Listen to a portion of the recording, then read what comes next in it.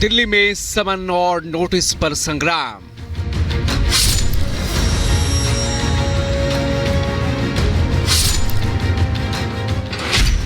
विधायक खरीदने के संगीन इल्जाम, अब सबूत देने को लेकर खींचतान।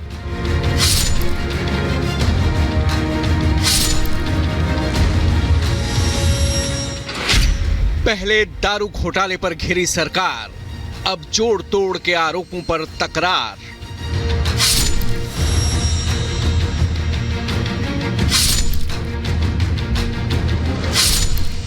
दिल्ली में शराब घोटाले के बाद आपकी तरफ से विधायकों की खरीद फरोख्त के आरोपों पर सियासी पारा हाई है। शराब घोटाले में पहले से ही सीएम केजरीवाल को ईडी के बार बार समन से आप परेशान है।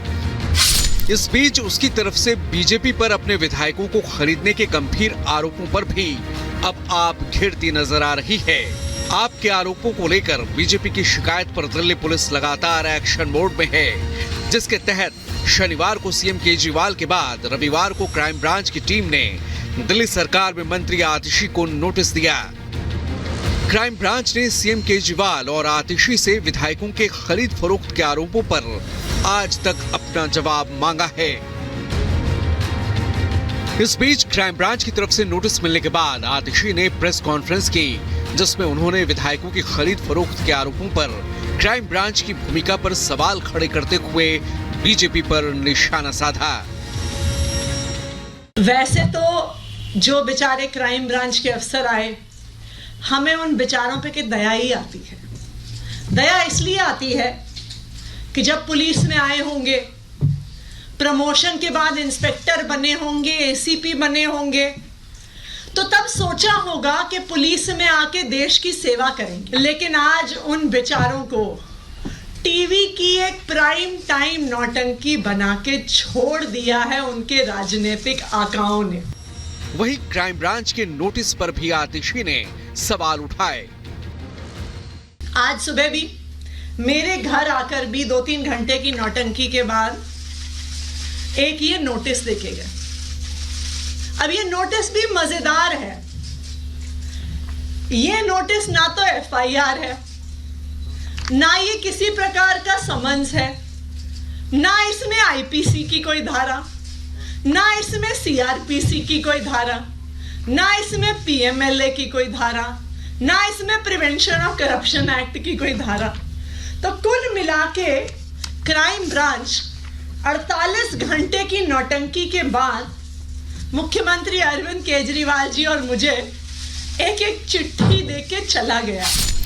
वहीं शराब घोटाले में 5 बार ईडी के समन और अब क्राइम ब्रांच के नोटिस के बीच सीएम केजरीवाल ने कहा कि वो झुकने वाले नहीं हैं, चाहे उन्हें जेल में भी क्यों न डाल दिया जाए। साथ ही साथ केजरीवाल ने यह दावा भी किया कि उन्हें बीजेपी की तरफ से ऑफर आया है।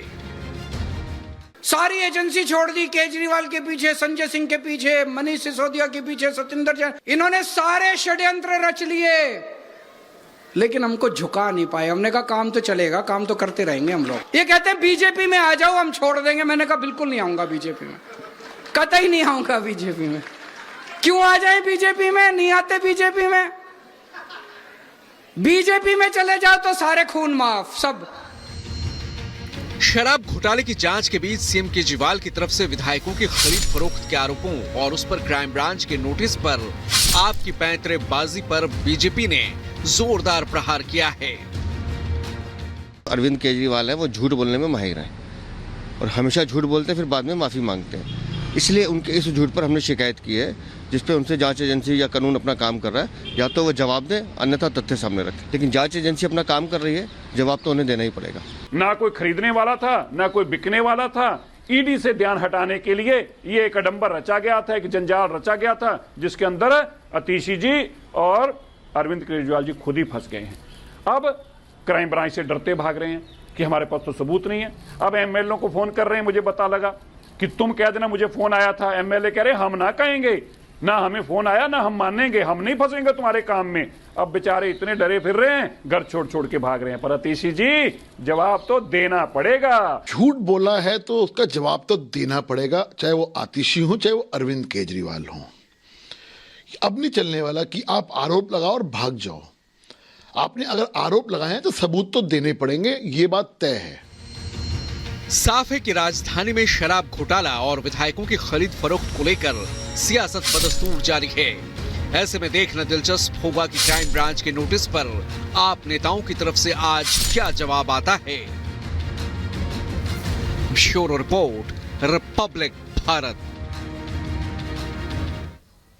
और चलिए अब आगे बढ़ते हैं। पहले मुंबई में एक मौलाना का भड़काऊ भाषण सामने आता है, उस पर गुजरात एटीएस एक्शन लेती है। लेकिन जब गुजरात एटीएस एक्शन लेती है तो उस पर जमकर हंगामा होता है।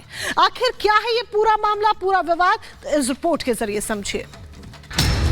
मुंबई में भड़काऊ भाषण देने वाले मौलाना की गिरफ्तारी के बाद भारी बवाल देखने को मिला। मुफ्ती सलमान अजहरी को गुजरात पुलिस ने दबोचा तो उसके समर्थकों ने सड़कों पर उतरकर जमकर गदर काटा। आलम ये हो गया कि पुलिस को हालात काबू में लाने के लिए लाठीचार्ज करना पड़ा। दरअसल मुंबई में गुजरात एटीएस की टीम मौलाना को गिरफ्तार करने के लिए घाटकोपर पुलिस स्टेशन लेकर पहुंची थी। लेकिन जैसे ही मुफ्ती सलमान अजहरी के समर्थकों को उनकी गिरफ्तारी की खबर मिली तो वो थाने के बाहर जुटकर बवाल करने लगे। अजहरी पर अपने बयानों के जरिए नफरत फैलाने और लोगों की भावनाएं भड़काने के आरोप हैं। 31 जनवरी को गुजरात के जूनागढ़ में उन्होंने नफरत भरी बयानबाजी की थी। अजहरी के भड़काऊ भाषण का वीडियो वायरल होने के बाद उनके खिलाफ मामला दर्ज किया गया था। पुलिस ने अजहरी के 2 करीबियों को भी गिरफ्तार कर लिया था, लेकिन अजहरी बच निकला था। तभी से एटीएस की टीम उसकी तलाश कर रही थी और अब आखिरकार अजहरी को गिरफ्तार कर लिया गया है। Bureau report, Republic Bharat. तो चलिए अब आगे बढ़ेंगे और बात उत्तर प्रदेश सरकार के बजट की करेंगे। दरअसल आज 11 बजे सदन में बजट पेश किया जाना है, उससे जुड़ी एक रिपोर्ट आपको दिखाते हैं। उत्तर प्रदेश का वर्ष 2024-25 का आम बजट आज सुबह 11 बजे विधानसभा में पेश किया जाएगा। योगी सरकार लगभग 7 लाख करोड़ रुपए से ज्यादा का बजट पेश करेगी, जिसमें धार्मिक और पर्यटन स्थलों के विकास, ट्रांसपोर्ट कनेक्टिविटी, स्वास्थ्य, शिक्षा, रोजगार, देवभूमि में तैयारी पूरी, यूसीसी ड्राफ्ट को मंजूरी।